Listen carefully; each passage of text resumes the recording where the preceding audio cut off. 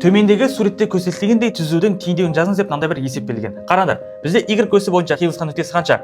Y өсі бойынша 4-ке тең, ал x өсі бойынша ше? X өсі бойынша минус 2-ке тең. Енді сендерге мынандай формула айтамын.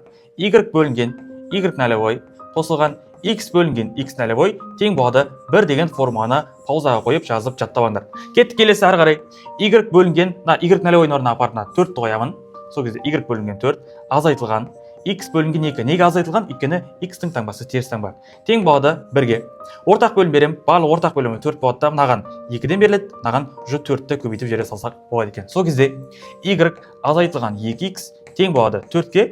Y-тің өзін табатын болсақ, y тең болады минус 2x ары бетке өткізіп 4 қосылған 2x деген жауап шығады екен. Ол қай жауапқа сәйкес? Міне 2x қосылған 4 деген менде С жауабына сәйкес келеді екен. Осындай есеп секілді, яғни түзудің теңдеуі деген секілді, және де математикадан басқа да тақырыптарда нөлден бастап оңай үйренгің келсе, онда комментарийға курс сөзін жаз.